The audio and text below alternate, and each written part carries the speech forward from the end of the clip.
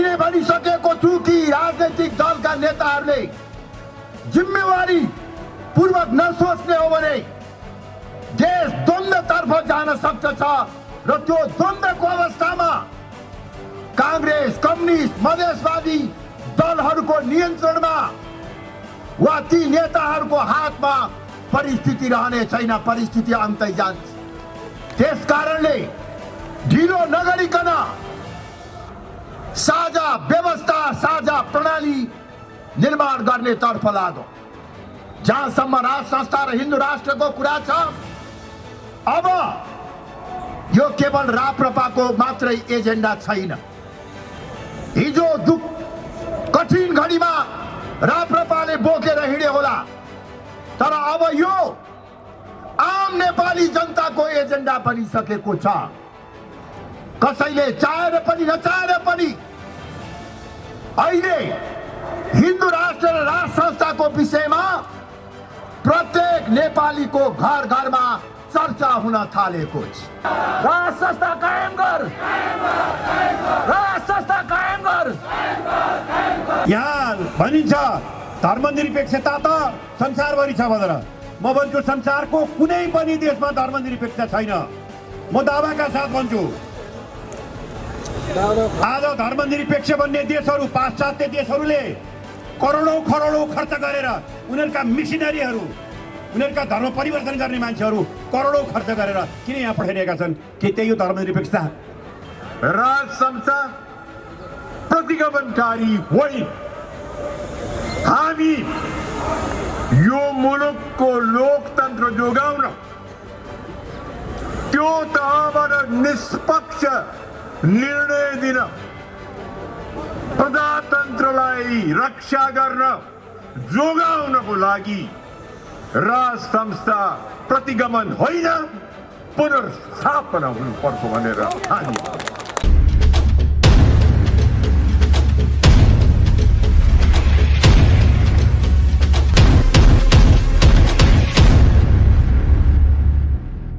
राज संस्था कायम गर, राज संस्था कायम गर। हिन्दू राष्ट्र कायम गर, हिन्दू राष्ट्र कायम गर। संघीयता खारेज कर, संघीयता खारेज कर। जनता राजा मिलेर भन्छु, तपाईहरु देश बचाऊ बचाऊ भनेर भन्नुहोस्। तपाईहरु सबले साथ दिनुहोस् भन्ने म आग्रह गर्न चाहन्छु। जनता आओ, जनता आओ, जनता आओ। अब हिन्दू राष्ट्र ल्याऊ। जनता आओ, जनता आओ, जनता आओ। अब जनता राजा मिलेर भन्छु, तपाईहरु देश बचाऊ भनेर भन्नुहोस्। जनता राजा मिलेर, जनता राजा मिलेर, जनता राजा मिलेर। धन्यवाद साथीहरु। यही नारा भन्नुहोस् या सन्देश जनताको मन मस्तिष्कमा पुर्याउनका निमित्त, जनतालाई जागरुक तुल्याएर राज संस्थाको पुनर्स्थापना गर्नका निमित्त, जनताको शक्तिको आधारमा हिन्दू राष्ट्रको पुनर्स्थापना गर्नको निमित्त र जनता र राजा मिलेर देश बचाउन र देश बनाउनका निमित्त नै आज राष्ट्रिय प्रजातन्त्र पार्टी सडकमा आएको छ। हामी कुनै रहरले काम नपाएर सोख पूरा गर्न, घाम ताप्नको निमित्त सडकमा आएका होइनौं। आदरणीय दाजुभाइ तथा दिदीबहिनीहरू, हाम्रो देश, हाम्रो मातृभूमि नेपाल सर्वाधिक कठिन र सङ्कटपूर्ण घडीबाट गुज्रिराखेको छ।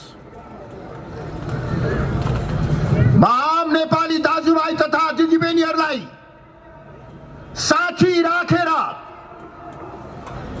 सबै राजनैतिक दलका नेताहरूलाई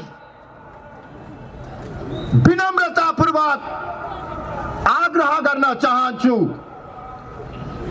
यो सङ्कटको घडीमा हामीले जिम्मेवारीपूर्ण ढङ्गबाट काम गर्न सकेनौं भने मुलुकको राष्ट्रिय स्वाभिमान, राष्ट्रिय एकता र राष्ट्रिय अखण्डता सङ्कटमा पर्न सक्दछ। यदि हामीले जिम्मेवारीपूर्वक काम गर्न सकेनौं भने म प्रधानमन्त्री केपी ओली, नेपाली कांग्रेसका सभापति शेरबहादुर देउवा,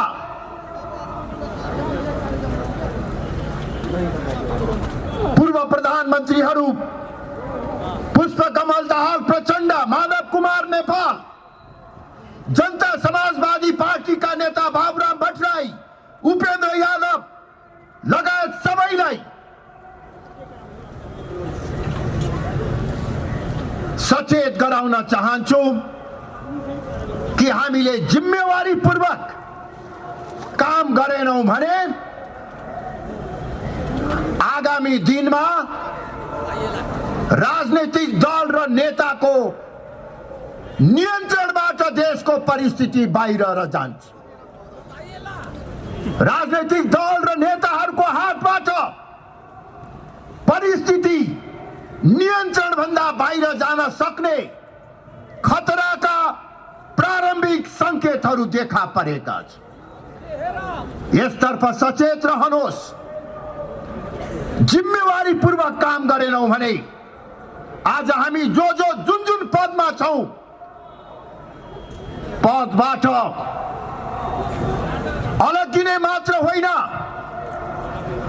सिङ्गो मुलुकको भविष्य नै संकटको चक्रव्यूहमा फस्न सक्दछ।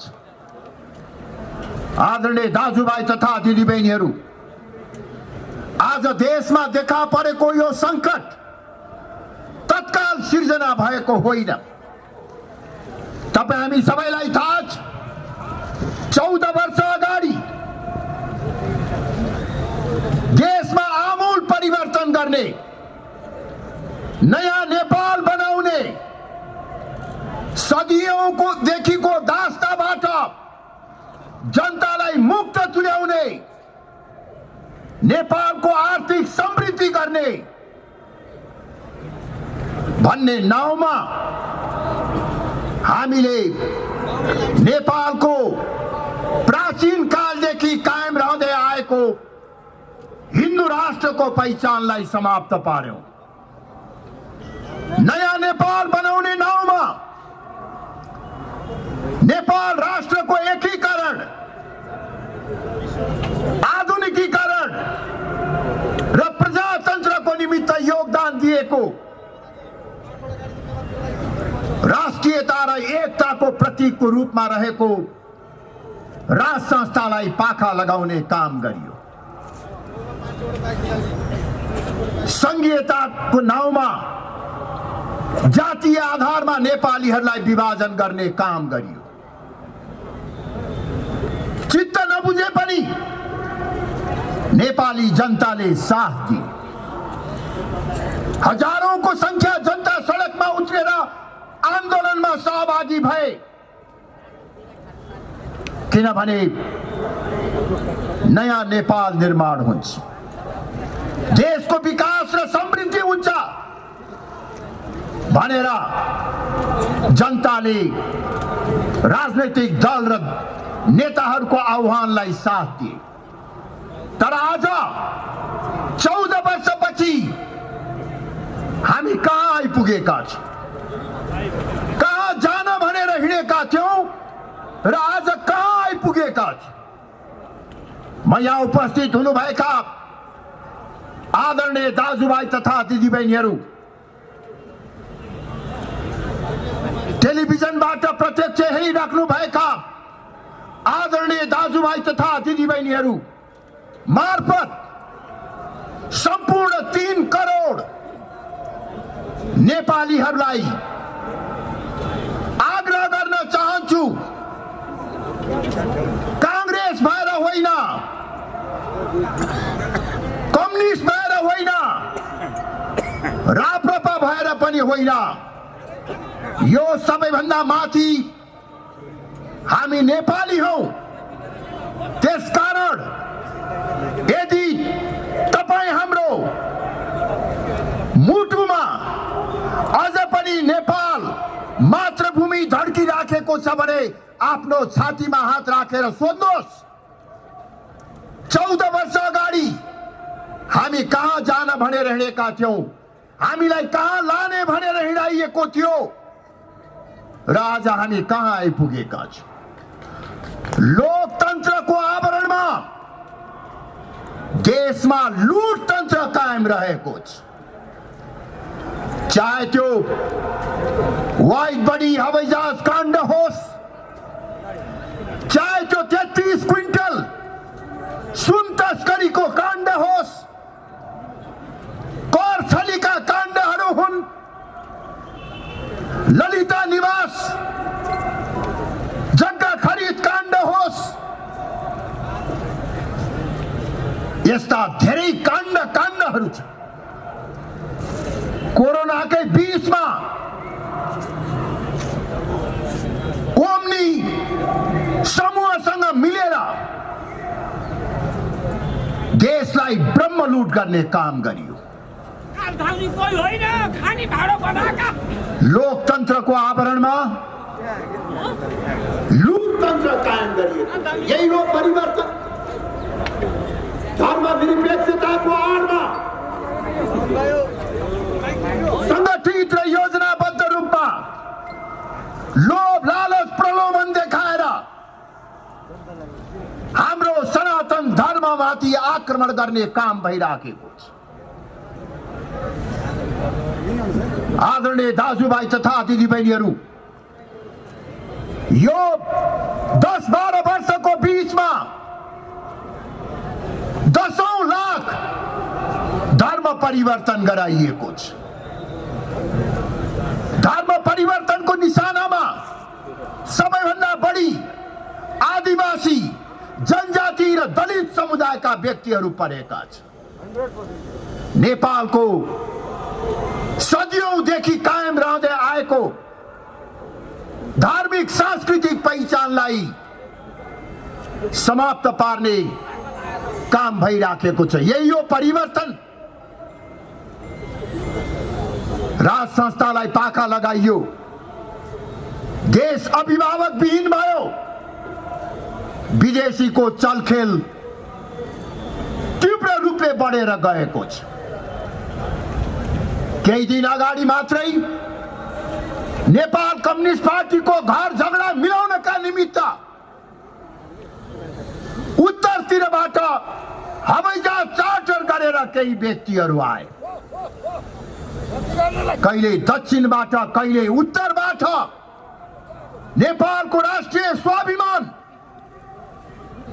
सार्वभौमिकता र नेपाली जनताको निर्णायकत्वमाथि प्रहार गर्ने काम भइरहेको छ र त्यसको वातावरण प्रमुख भन्ने राजनैतिक दल र दलका नेताहरूले गरिराखेका छन्। आदरणीय दाजुभाइ तथा दिदीबहिनीहरू, लोकतन्त्रको निमित्त अब कहिले लडाईँ गर्नु पर्दैन भनेर दोस्रो जनआन्दोलनमा भनियो, तर अहिले लोकतान्त्रिक गणतन्त्रको नाउँमा सर्वसत्तावाद कायम गर्ने प्रयास भइराखेको छ। प्रमुख राजनैतिक दलहरू मिलेर संवैधानिक अंगहरू, राज्यका संयन्त्रहरू कब्जा गर्ने र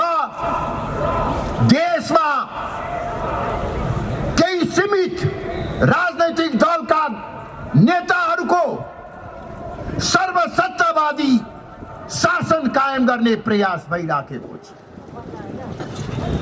के यही हो परिवर्तन नेपाली जनताले खोजेको? यस अवस्थामा आदरणीय दाजुभाइ तथा दिदीबहिनीहरू, म केही स्पष्ट पार्न चाहन्छु भने केही समय अघि मन्त्री परिषदको सिफारिसमा राष्ट्रपतिबाट प्रतिनिधि सभा विघटन गर्ने काम भयो। यसले संवैधानिक जटिलता सिर्जना गरेको छ। तर आज देशले जुन अवस्था भोग्नु परिराखेको छ, यो केवल वर्तमान सरकार, एउटा दल वा एउटा नेताहरूको कारणले मात्र होइन। उहाँहरूको गल्ती छ, उहाँहरू दोषी हुनुहुन्छ। यो भत्काउन र बिगार्नको निमित्त सीमित राजनैतिक दल र तिनका नेताहरू जिम्मेवार छन्। तर मुख्य रूपमा भन्ने हो भने अहिले देशले भोग्नु परिरहेको संकट, विकृति र विसंगतिको मुख्य कारण 14 वर्ष अगाडि सुरु गरिएको बाटो र विचार नै गलत छ। बाटो गलत भएपछि, विचार गलत भएपछि ड्राइभर जतिसुकै राम्रो भए पनि गन्तव्यमा पुग्न सकिँदैन। यो यथार्थलाई दृष्टिगत गर्दै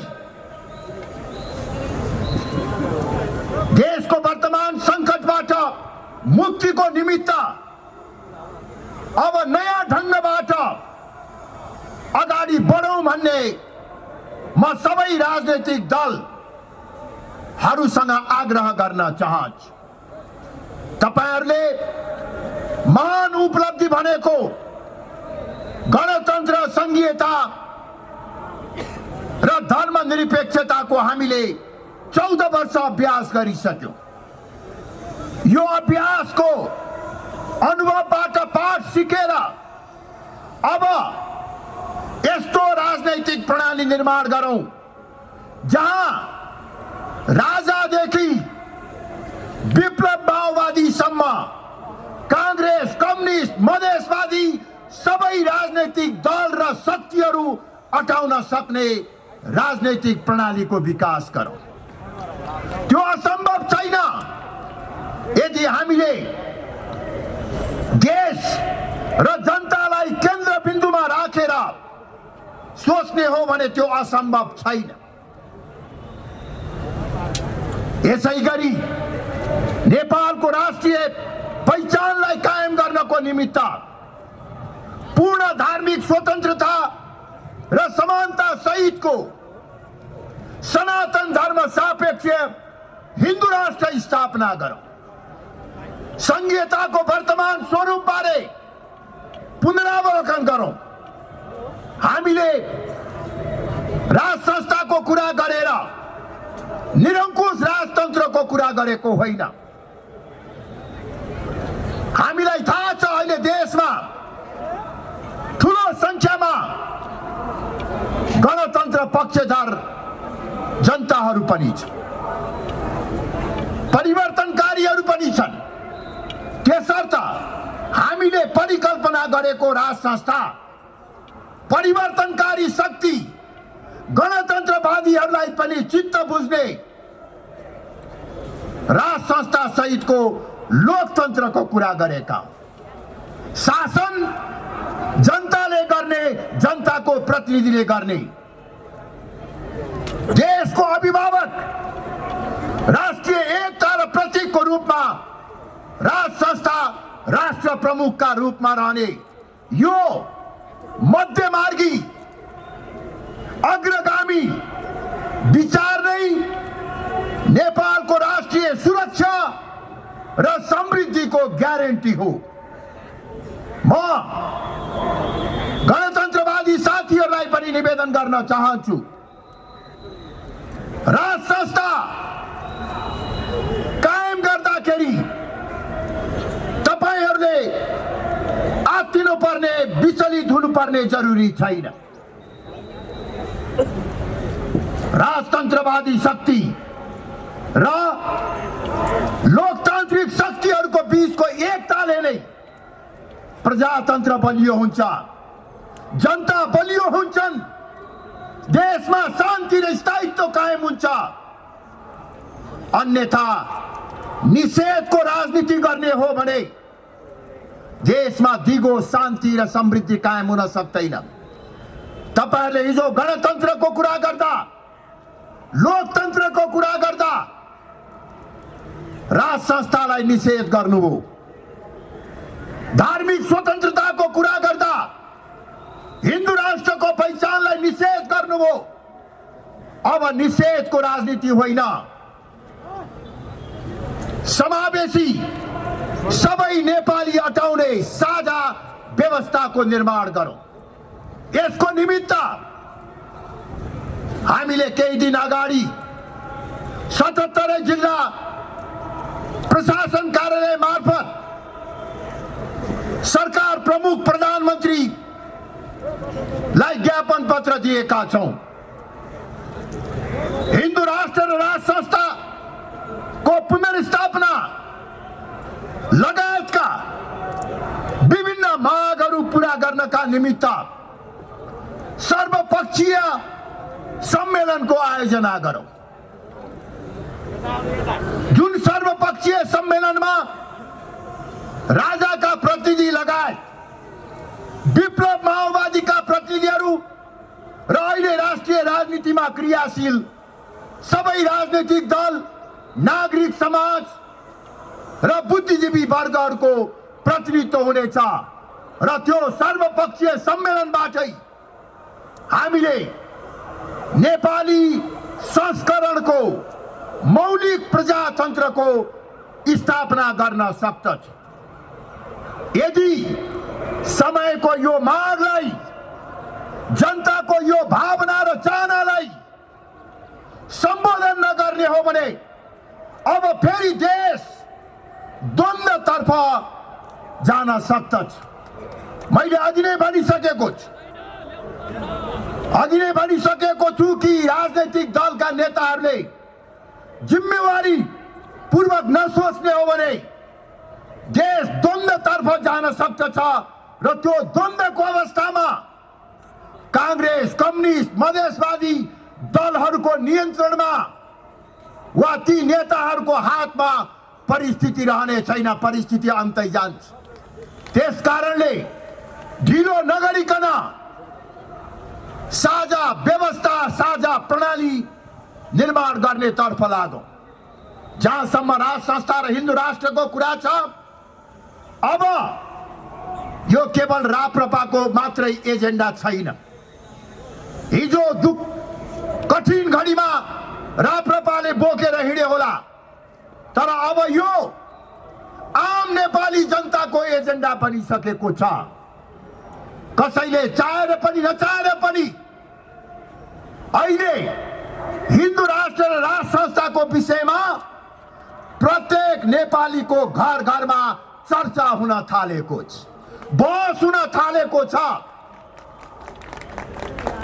आदरणीय दाजुभाइ तथा दिदीबहिनीहरू, त्यसर्थ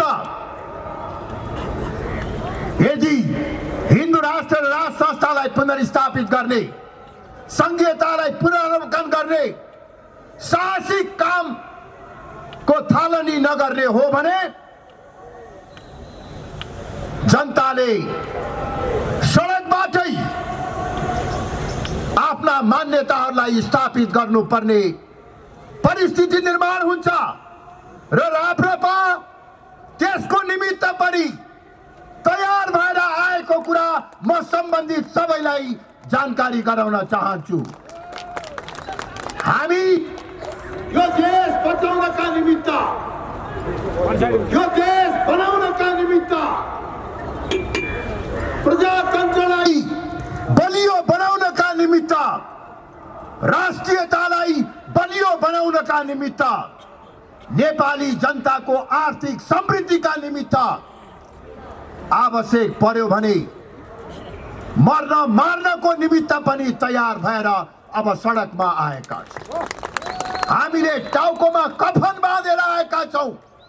त्यस कारणले गर्दाखेरि यसलाई चेतावनी होइन, यो समयको मागका रूपमा बुझ्नका निमित्त सिंहदरबारका शासकहरू र शीतल निवासका शासकहरूलाई म सार्वजनिक रूपमा आह्वान गर्न चाहन्छु। आदरणीय दाजुभाइ तथा दिदीबहिनीहरू, यति भन्दै अब तपाईहरूको माझबाट म बिदा हुन चाहन्छु। आज यो भव्य र उत्साहपूर्ण उपस्थितिका निमित्त तपाईहरू सबैमा म हार्दिक कृतज्ञता व्यक्त गर्न चाहन्छु।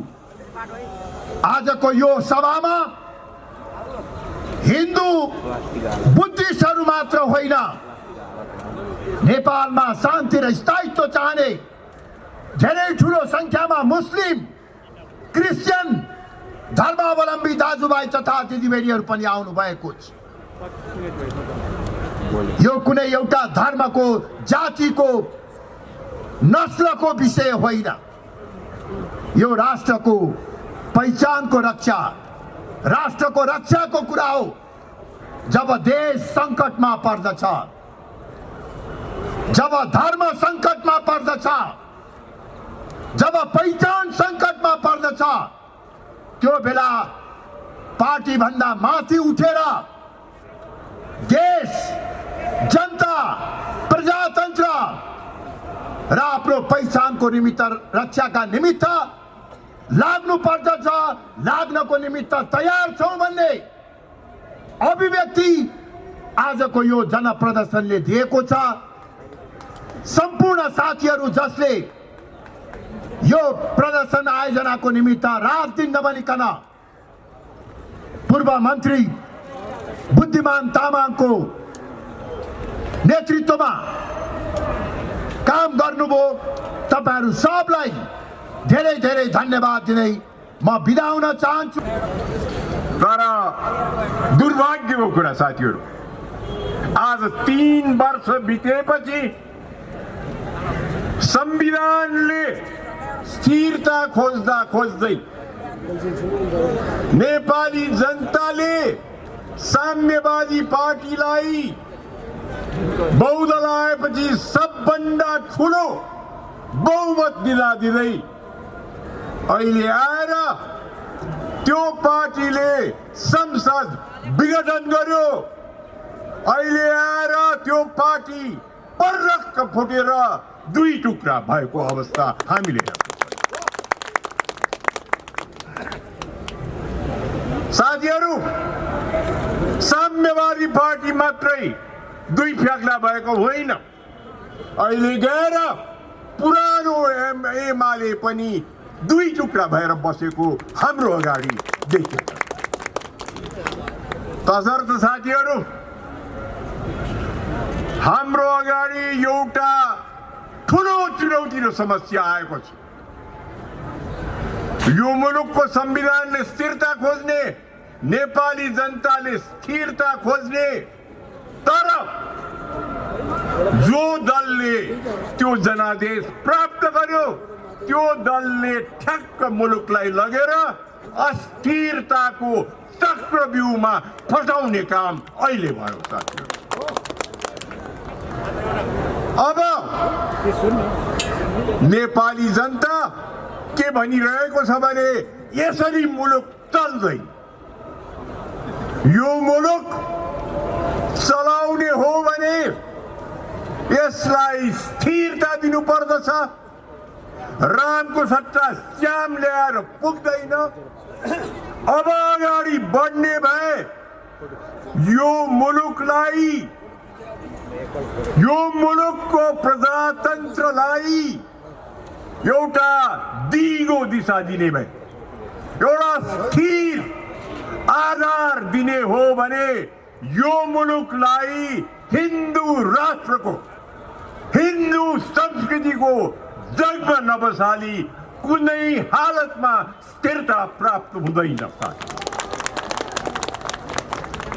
साथीहरू, त्यसको साथसाथै आज हामीले हेर्यौं भने के मुलुक यिनीहरूको हातबाट चलेको छ। दिक्कको साथ भन्नु पर्दछ, मुलुक चलेको छैन। साथीहरू, अहिले तपाईहरुलाई अहिले साम्यवादीहरूलाई नेपाली जनताले यो मुलुक बनाऊ, ठुल्ठुलो काम गर, यो मुलुकलाई विकासको बाटोमा अगाडि सार भनेर जिम्मा सुम्पे। 3 वर्ष बित्यो साथीहरू, सिन्का बाँचेनन् यिनीहरूले। मुलुक जस्तोको तस्तै छ, विकास हुन सकेको छैन। अस्थिरताको भूमिमा मुलुक चलिरहेको छ।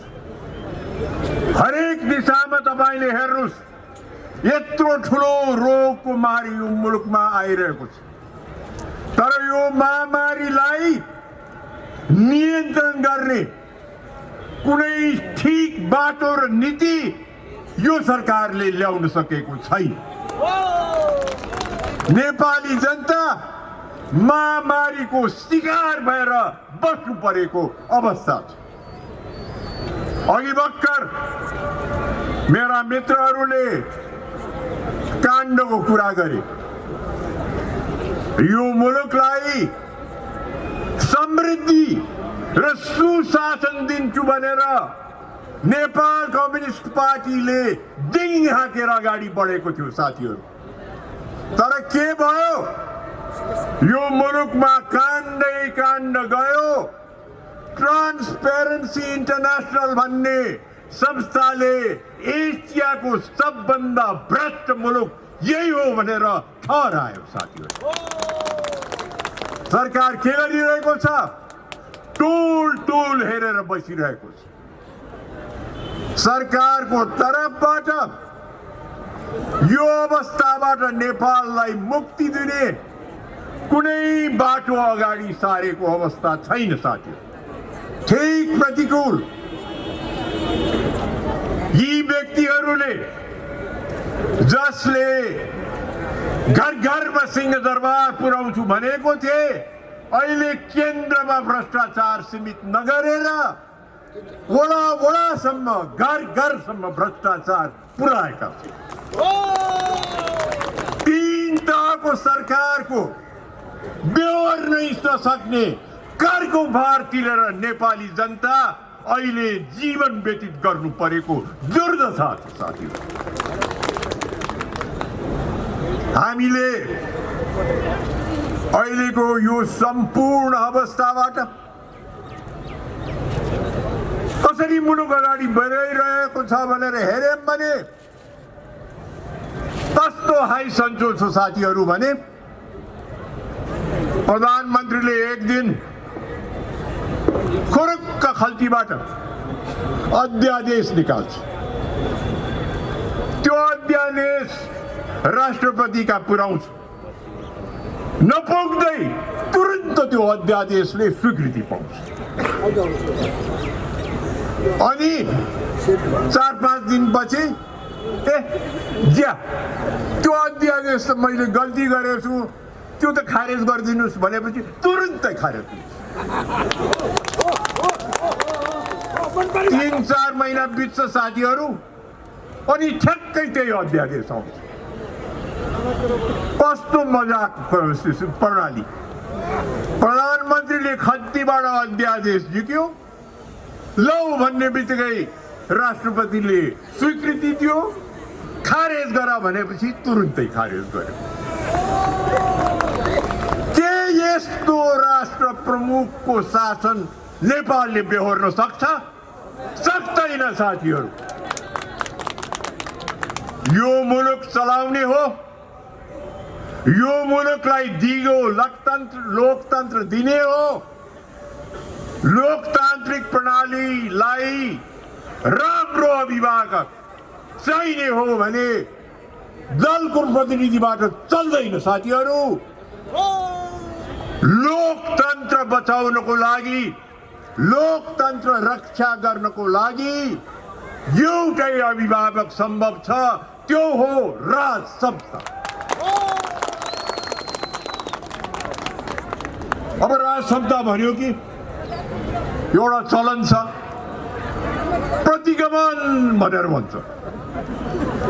म के भन्न चाहन्छु भने साथीहरू, हामीले राष्ट्रिय प्रजातन्त्र पार्टीले वकालत गरेको राज संस्था प्रतिगमनकारी होइन। हामी यो मुलुकको लोकतन्त्र जोगाउन, त्यो तहबाट निष्पक्ष निर्णय दिन, प्रजातन्त्रलाई रक्षा गर्न, जोगाउनको लागि राज संस्था प्रतिगमन होइन, पुनर्स्थापना हुनुपर्छ भनेर हामी। साथीहरू, आज तपाईहरु धेरै टाढा टाढाबाट आउनु भएको छ। तपाईहरुले हाम्रो आह्वानमा यत्रो सफल काम गरिदिनु भयो। जो जति साथीहरूले यो प्रोटेस्टको कार्यक्रममा साथ दिनुभयो, म तमाम साथीहरूलाई हामी सबैको तर्फबाट मुरी मुरी धन्यवाद दिन चाहन्छु। साथीहरू, आयोजक बुद्धिमानजीले मलाई अनुरोध गर्नु भएको छ, उहाँ कहीँ जानुपर्ने अवस्था छ रे। मेरो बोली सिद्धिएपछि तपाईहरुलाई धन्यवाद दिनु साथसाथै यो सभाको विसर्जन समेत गरिदिनु भन्नुभएको छ। म तपाईहरुलाई एकचोटि फेरि यो मुलुकमा राज संस्था पुनर्स्थापना गरौँ भन्दै, यो मुलुकमा हिन्दू धर्म पुनर्व्यवस्था नगरी हुन्न भन्दै बिदा हुन्छु। जय राज, जय जनता। ठीक सरकार आउँछ भनेर, नेपाली जनतालाई माया गर्ने सरकार आउँछ भनेर, नेपाली जनताको हित र अधिकारको लागि संघर्ष गर्ने सतर्क सरकार आउँछ भन्ने आशा गरेका थिए। तर अहिले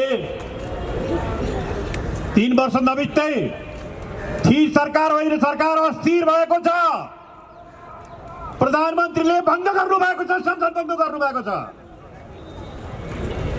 अनि किन भङ्ग गरे अरे भनेर भन्दाखेरि हिजो म सुन्दै थिएँ, हाम्रो सम्माननीय प्रधानमन्त्रीले के भन्नुभयो भने 64% मसित छ, मैले भङ्ग गर्ने अधिकार छ भनेर गर्दिनु भयो उहाँले। हामी उहाँलाई यही मञ्चबाट भन्न चाहन्छौँ, संविधानभन्दा बाहिर जाने अधिकार तपाईँलाई पनि छैन, कसैलाई पनि छैन संविधानभन्दा बाहिर जाने अधिकार। संविधानले शर्त राखेको छ कुन कुन अवस्थामा भङ्ग गर्न सकिन्छ भनेर। शर्त पुरा नगरिकन आफ्नो घर व्यवहारमा आफ्ना विरोधीलाई घर व्यवहार मिलाउन नसकेर भङ्ग गर्ने र नेपाली जनतालाई अस्थिरताको बाटोमा नेपाली जनतालाई लैजाने अधिकार प्रधानमन्त्री केपी शर्मा ओलीज्यू तपाईँलाई पनि छैन, तपाईँलाई छैन। अहिले जनतालाई तपाईँले नजरअन्दाज नगर्नुहोस्, जनताको शक्तिलाई हो भन्नुहुन्छ। तपाईँहरू बेलायतमा छ नि त भनेर, बेलायतमा पनि छैन। बेलायतमा 2011 मा पार्लियामेन्ट एक्ट पास भएको छ, 5 वर्ष संसद चल्छ भनेर। र संसद भङ्ग गर्नको लागि बेलायतमा पनि शर्तहरू पुरा गर्नुपर्छ। र गएको वर्ष 2019 मा सेप्टेम्बर 2019 मा बेलायतमा संसद भङ्ग गर्न, संसदलाई निलम्बन गर्न त्यहाँको प्रधानमन्त्रीले निवेदन दिँदाखेरि त्यहाँको सर्वोच्च अदालतले तिमीले शर्त पुरा गरेनौ, गर्न पाउँदैनौ भनेर त्यसलाई खारिज गरेको छ। तपाईमा बहुमत छ भन्नेमा भङ्ग गर्न पाउनुहुन्न, बहुमत छ भने त झन् भङ्ग गर्न पाइँदैन, किनभने बहुमत हुने जालसम्म भङ्ग गर्न पाइँदैन भनेर त्यही संविधानमा, नेपालको संविधानमा अहिले लेखेको छ। तपाईहरुले यो संविधानको खिल्ली उडाउनु भएको छ, नेपाली जनताको खिल्ली उडाउनु भएको छ। र यो समयमा, यो अवधिमा, यो परिवेशमा तपाईँले के गर्नु भएको छ? यो देशमा एउटा हाटवुड लाटलुट प्राइभेट लिमिटेड खडा गर्नु भएको छ तपाईँहरूले। हाटवुड लाटलुट प्राइभेट लिमिटेड। भ्रष्टाचार व्यापक भएर गएको छ तपाईँहरूको शासनकालमा। अघि मभन्दा अगाडि बोल्ने कमल थापाजीले पनि भन्नुभयो व्हाइट बडी काण्ड भनेर। व्हाइट बडी काण्डमा 5 अरब रुपैयाँ दामको भ्रष्टाचार भयो। 5 अरब रुपैयाँ दाम संसदले भ्रष्टाचार भयो भनेर भन्यो। तपाईँहरू चुप लागेर बस्नुभयो, केही गर्न सक्नुभयो। ओमनीमा औषधि, यो अहिलेको यो सङ्कट, यो महामारीमा नेपाली जनतालाई, गरिब नेपाली जनताको लागि ल्याएको औषधिमा पनि तपाईँहरूले दाँत गाड्नुभयो, भ्रष्टाचार गर्नुभयो, भ्रष्टाचारलाई संरक्षण गर्नुभयो तपाईँहरूले। यो भ्रष्टाचारको इतिहास, सत्ताको दुरुपयोग गरेर नेपाली जनताको विश्वासको दुरुपयोग गर्ने मित्रहरू। त्यसैले मैले उहाँहरूलाई भनेको छु, यो सत्ता, उहाँहरूको सत्ता भनेको हाटवुड लाटलुट प्राइभेट लिमिटेड। के कसैले अवरोध गरेको थियो यसको लागि? हाम्रो देशमा प्रतिपक्ष हुनुहुन्छ, उहाँहरू त भलादमी हुनुहुन्छ, भलादमी भएर चुप लागेर बस्नु भएको छ। उहाँहरूले खास केही गर्नु भएको छैन, कसैले अवरोध गरेको छैन। र देश र विदेशमा नेपालको अवस्था यस्तो भएको छ कि विदेशी मित्र राष्ट्रहरू, चाहे उत्तरका हुन् चाहे दक्षिणका हुन्, नेपालमा अराजकता हुन थाल्यो, नेपालमा असन्तुलन हुन थाल्यो, नेपालमा अस्थिरता हुन थाल्यो। हाम्रो स्वार्थ कसले हेरिदिन्छ अब त्यहाँ भनेर दर्जनौं आउन थालेका छन्। घर झगडा मिलाउन आउन थालेका छन्। कहिले दक्षिणबाट आउँछन्, कहिले उत्तरबाट आउँछन्। नेपालको राष्ट्रियता, नेपालको राजनीति, नेपाली जनताको भाग्य हाम्रो हातबाट बाहिर जाने स्थितिमा अहिले पुर्याएको छ। यो यथार्थता हो, यो यथार्थता हो। र अब प्रश्न आउँछ, तपाईँहरूले भन्नुभयो कसरी यस्तो स्थिति आयो, किन आयो यो स्थिति, के कारणले आयो, किन हामी यहाँ पर्यौँ? एउटा त सत्तामा बस्नेको भ्रष्टाचारै हो, नियत। एउटा उखान चाहिँ नेपालमा बेइमानीको औषध छैन भने के, नियतै बेइमानी। दोस्रो, सत्तामा बसेको बेलामा भ्रष्टाचार भनेको पैसा लुट्ने मात्रै होइन जनताको। भ्रष्टाचार भनेको ऐन कानुन बदलेर, ऐन कानुनको दुरुपयोग गरेर, संविधानको दुरुपयोग गरेर गरिने काम पनि भ्रष्टाचार हो, संविधानमाथिको भ्रष्टाचार हो। भ्रष्टाचार व्यापक रूपमा देशमा अहिले बढेर गएको छ। र यसलाई चुनौती दिने शक्तिहरू, अरू दलहरू चुप लागेर बसेका छन्। हर झगडामा एकले अर्कालाई आलोचना गरेर बसेका छन्। त नेपाली जनताको लागि बोल्ने, नेपालको राष्ट्रियताको लागि बोल्ने, नेपालको राष्ट्रिय चरित्रको लागि बोल्ने, नेपाली जनताको आवाज, नेपाली जनताको दुःखको लागि बोल्ने शक्ति आज नेपालमा छैन। त्यो शक्तिको रूपमा राष्ट्रिय प्रजातन्त्र पार्टी हामी खडा भएर आउन चाहन्छौँ नेपाली जनताको लागि। यसबाट कसरी मुक्ति पाउने, कसरी सुधार गर्ने, के गर्ने? अब मित्रहरू, यो प्रश्नको बारेमा विचार गर्ने अगाडि हामीले दुईटा कुरा विचार गर्नु छ कि राष्ट्र भनेको त्यसलाई जोड्ने शक्तिहरू हुन्छन्। राष्ट्र भनेको मान्छे मात्र, जमिन मात्र होइन, त्यसलाई जोड्ने शक्तिहरू हुन्छन्। नेपालमा नेपालीहरूलाई जोड्ने शक्ति भनेको राज संस्था थियो। राज संस्थाले नेपाल खडा गरेको। आज तपाईँ पासपोर्ट लिएर नेपालमा बाहिर जानुहुन्छ भने त्यो बेलामा त्यो पासपोर्ट लिएर नेपाल भनेर भन्ने राष्ट्र कसले खडा गरेको थियो? पृथ्वीनारायण शाहले। त्यही राज संस्थाले खडा गरेको। मित्रहरू, नेपालमा प्रजातन्त्रको लागि 2007 सालमा गद्दीको बाजी लगाएर कसले गएको थियो? त्यही राज संस्थाले हो। नेपालमा समय समयमा नेपाललाई विदेशीको एउटा प्रभावमा, सधैँ प्रभावमा पर्ने देशको रूपमा नेपाललाई मुक्ति कसले दिलाएको थियो? त्यही राज संस्थाले दिलाएको थियो। र त्यही राज संस्थाले हो नेपालमा लो पार्टीले चुनाव, तिमीहरूले शासन गर, म जान्छु बाहिर भनेर पत्रकार सम्मेलन गरेर, दरबारबाट पत्रकार सम्मेलन गरेर नेपाली जनताले यसले गर्दाखेरि हेतु हुन्छ भने ल म बाहिर जान्छु भनेर गएको पनि त्यही राज संस्था हो। यो संस्था नेपालीहरूलाई एक गराउने, पहाड हिमाल तराई मधेस सबतिरका जनतालाई भावात्मक रूपमा एक गर्ने एउटा शक्ति हो, संस्था हो त्यो। यस्ता संस्थाहरू देशमा पनि छन्। म बेलायतकै उदाहरण दिन्छु। बेलायतमा इङ्ल्यान्ड छ, वेल्स छ, नर्दर्न आयरल्यान्ड छ, स्कटल्यान्ड छ, 4वटा विभिन्न क्षेत्रहरू छन्। तर ती 4वटै क्षेत्रलाई जोड्ने भावात्मक रूपमा ती 4वटै क्षेत्रलाई जोड्ने संस्था के छ? राज संस्था छ। राज संस्था छ। क्यानाडाको को छ? राज संस्था छ क्यानाडामा। अस्ट्रेलियामा को छ? राज संस्था छ। जापानमा के छ? राज संस्था छ। स्विडेनमा के छ? राज संस्था छ। संसारका समृद्धिशाली देशहरूमा राज संस्था छन्। शासन गर्ने राज संस्था होइन, त्यो जमाना गयो। शासन गर्ने जनताले हो, शासन गर्ने राज संस्था होइन। तर राष्ट्रिय एकताको रूपमा सबैलाई जोड्ने संस्थाको रूपमा राज संस्था आज चाहिन्छ। यो कुरो म हाम्रा अरू पार्टीका साथीहरूलाई पनि म भन्न चाहन्छु। कम्युनिस्ट, नेपाली काङ्ग्रेस, उहाँहरूले हेर्नुहोस् 150 वर्ष अगाडि कार्ल मार्क्सले के भनेका थिए भनेर कठमुल्लावादी प्रवृत्ति लिएर आज नेपालको वास्तविकता, भू राजनैतिक परिस्थिति, नेपाली जनताको मनस्थिति नबुझेर राज संस्था फाल्ने कठमुल्लावादी प्रवृत्ति जुन तपाईँहरूले देखाउनु भयो, त्यसले गर्दाखेरि देशमा सङ्कटको सिर्जना भएको छ। त्यसैले हामी भन्छौँ, हाम्रो राष्ट्रिय प्रजातन्त्र पार्टीले निरन्तर भनेको छ कि नेपालको अहिलेको आवश्यकता भनेको शासन गर्ने राजा होइन, तर सबै नेपालीलाई भावात्मक रूपमा एक भएर राख्ने राज संस्था आज देशमा आवश्यक भइसकेको छ। आवश्यक भइसकेको छ। यसमा देरी गर्नु हुँदैन। अब आज तपाईँहरूको यहाँको व्यापक उपस्थितिले यही देखाएको छ कि हामी त्यसको लागि अब तयार छौँ। राष्ट्रिय प्रजातन्त्र पार्टी त्यसको लागि तयार छ।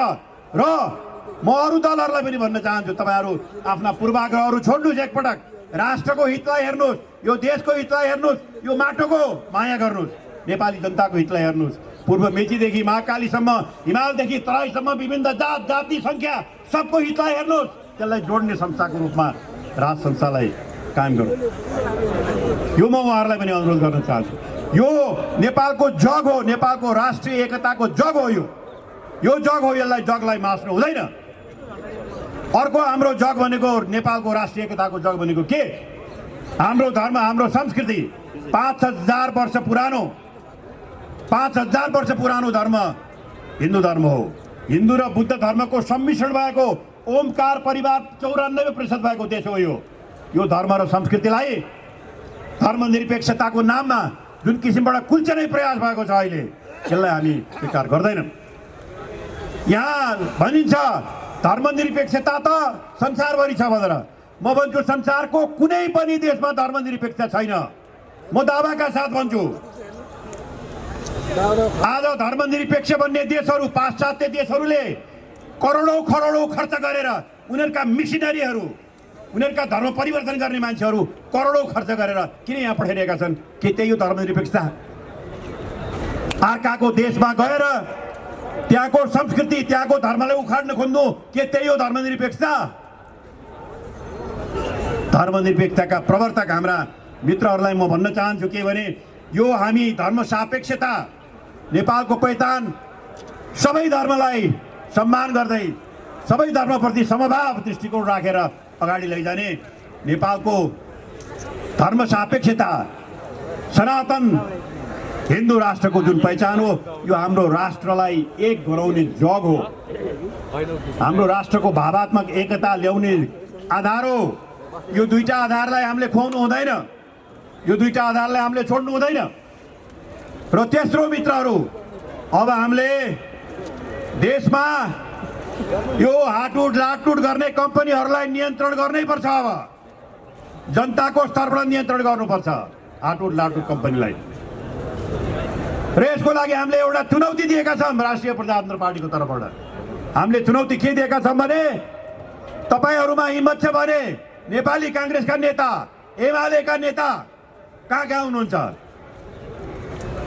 तपाईँहरू आफ्नो सम्पत्ति डिक्लेयर गर्नुहोस्। एउटा नागरिक नागरिक कमिटी बनाऊ, हरेक पार्टीका नेताले आफ्नो सम्पत्ति कति छ भनेर घोषणा गरौँ। त्यहाँ हामी त्यसको लागि तयार छौँ, हामी भोलिन्टियर गर्न जान तयार छौँ, हामीलाई कुनै आपत्ति छैन। तपाईहरु तयार हुनुहुन्छ? हिजो चप्पल लाउनेले आज हेलिकप्टर चढ्नेले के गर्ने?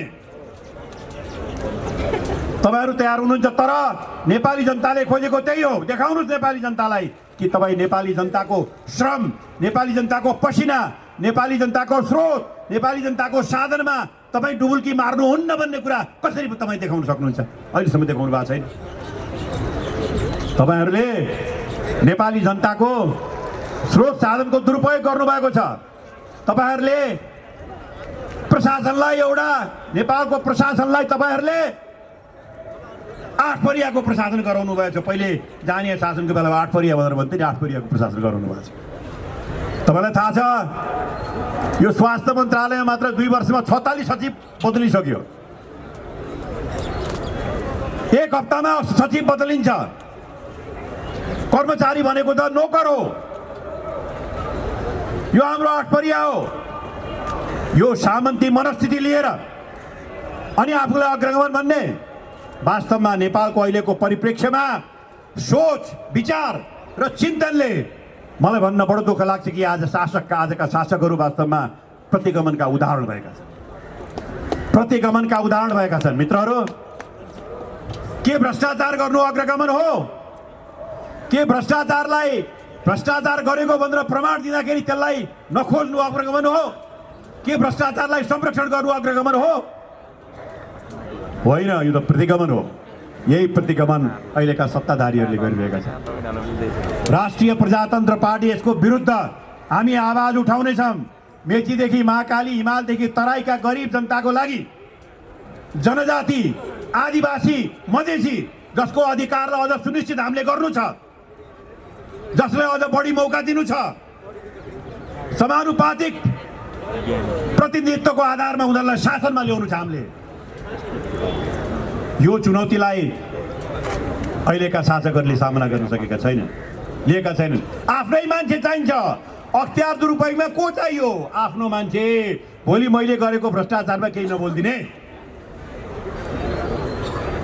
संसद बेकार भइसक्यो। संसदले जे भनेर संसदले भन्यो भने त्यसलाई वास्ता नगर्ने। किनभने मसित 64% छ नि त, मलाई कसले के गर्ने?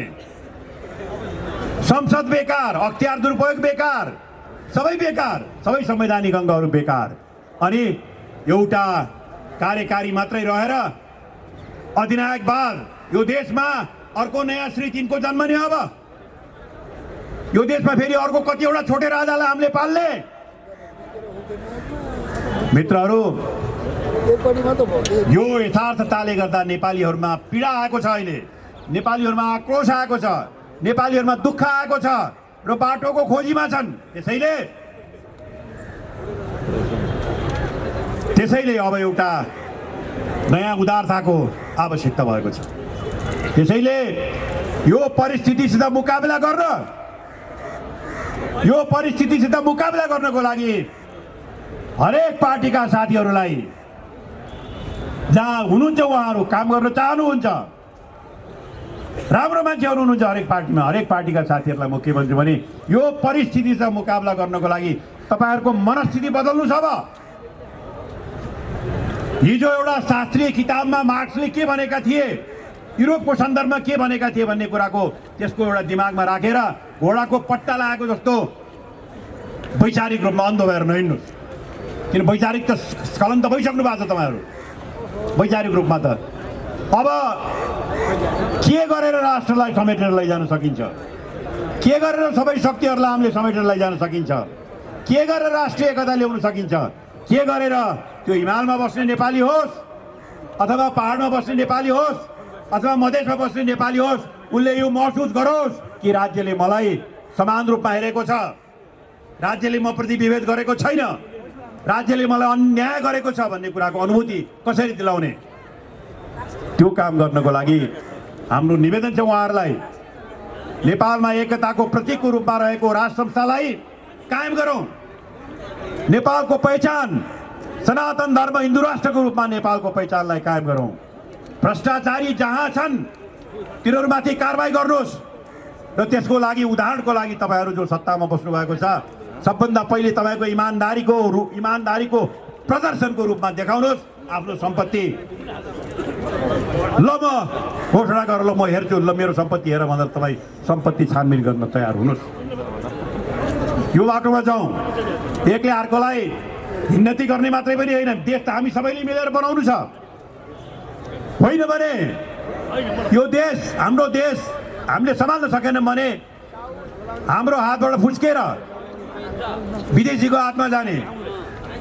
एउटा शक्तिले एउटा पार्टीलाई समात्ने, अर्को शक्तिले अर्को पार्टीलाई समात्ने, अनि प्रश्न आउँछ नेपालीलाई समात्ने को? नेपालीको हित हेर्ने कसले? यो चुनौती आज आएको छ मित्रहरू। हामी यही एजेन्डा लिएर तपाईँहरूको सामुन्नेमा आएको छौँ। हाम्रो प्रतिबद्धता यो मातृभूमिप्रति छ, हाम्रो प्रतिबद्धता नेपाली जनताप्रति छ, हाम्रो प्रतिबद्धता लेखमा बस्ने जनता, मधेसमा बस्ने जनता, पहाडमा बस्ने जनता, हिमालमा बस्ने जनता, उनीहरूलाई उठाउने, उनीहरूलाई न्यायको अनुभूति दिलाउने, उनीहरूलाई शासनमा लिएर आउने। र यो देशमा म समान हकदार छु, चाहे त्यो मधेसी होस्, चाहे त्यो जनजाति होस्, जोसुकै होस्, चाहे त्यो दलित होस्, यो देशमा मलाई समान हक छ, समान न्याय छ भन्ने प्रत्याभूति दिलाउने चुनौती त्यो राष्ट्रिय प्रजातन्त्र पार्टीले बुझेको छ।